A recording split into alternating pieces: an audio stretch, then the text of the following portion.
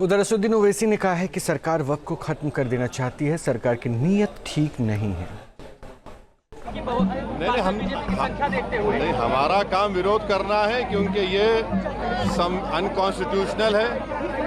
ये बिल वक्फ की जायदाद को बचाने के लिए, एनक्रोचर्स को निकालने के लिए नहीं, ना उसकी इनकम को बढ़ाने के लिए, बल्कि वक्फ की जायदादों को ख़त्म करने के लिए, मुसलमानों से उनकी मस्जिदें, दरगाहें, खानखाहें, कब्रस्तान को छीनने के लिए इस तरह का प्रोविज़न उसमें रखा गया है।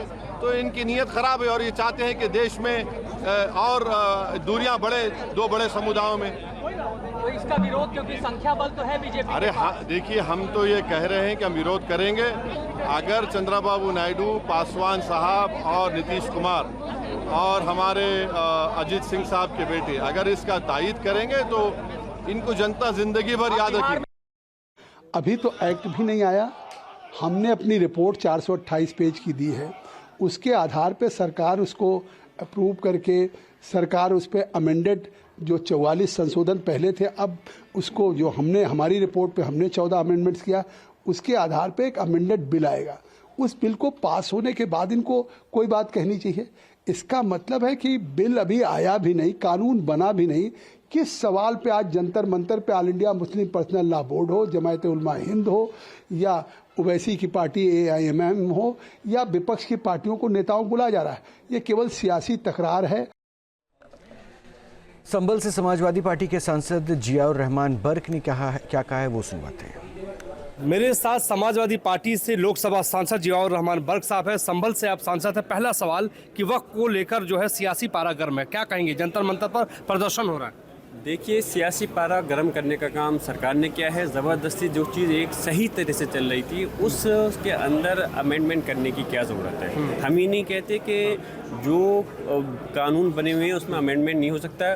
इस देश की संसद इसलिए बनी है कि कानून के अंदर अमेंडमेंट किया जाए और नए कानून बनने हुए, लेकिन ज़बरदस्ती हमारे समाज पर नहीं थोपा जाए जिसकी ज़रूरत नहीं है। ये ज़बरदस्ती इस प्रकार का वो है जो हमारे उस पर थोपने का काम करके एक देश में नए विवाद को जन्म देने का काम किया। लेकिन पाल साहब कह रहे हैं, जो जगदम्बिका पाल जो JPC के चेयरमैन है, कि आप लोग गुमराह करने का काम कर रहे हैं। गुमराह तो सरकार कर रही है, गुमराह तो चेयरमैन साहब कर रहे हैं। अगर गुमराह कर रहे हैं तो सामने डिबेट करें, बताएं कि कौन किसको गुमराह कर रहा है। ज़बरदस्ती इस प्रकार की बात कर करके गुमराह कर रही है सरकार, और हम इस बिल की लड़ाई सड़क से लेकर संसद तक जरूरत पड़ेगी तो न्यायालय। एक आखिरी सवाल बर्क साहब की, औरंगजेब के मजार को तोड़ने की बात सामने आ रही है, हटाने की बात आ रही है। अब मुद्दों से भटकाने के लिए इस प्रकार की राजनीति की जा रही है और सब लोग इसके आज देश चाहता है कि जो सरकार ने, जो BJP ने मैनिफेस्टो जारी किया था उस पर बात करें, उस पर किस हद तक जनता तक पहुंचाने का काम किया है, ज़बरदस्ती थोपने का काम। बहुत बहुत शुक्रिया। जियाउर रहमान बर्क साहब हमारे साथ थे संसद भवन से। मोहित राज दुबे, दूरदर्शन, दिल्ली। रामपुर से समाजवादी सांसद मौलाना महिबुल्लाह ने वक्फ को लेकर देश को गुमराह किया जा रहा है, ऐसा आरोप लगा है। उन्होंने कहा है कि असल मुद्दों से ध्यान भटकाने की साजिश है। मेरे साथ समाजवादी पार्टी से सांसद मौलाना महिबुल्लाह साहब हैं। रामपुर से आप सांसद हैं।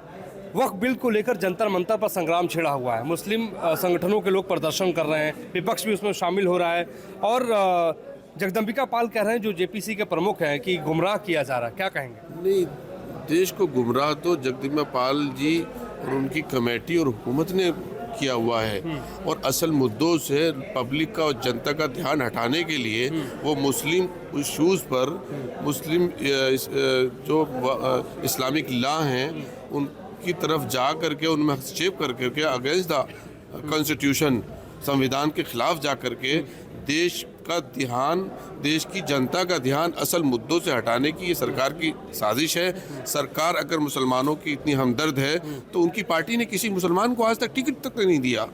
लोकसभा में कोई नुमाइंदगी नहीं उनकी, और जो है वो कितनी जो है असेंबली में भी कोई नुमाइंदगी नहीं है, तो वो लोग कैसे हमदर्द हो सकते हैं?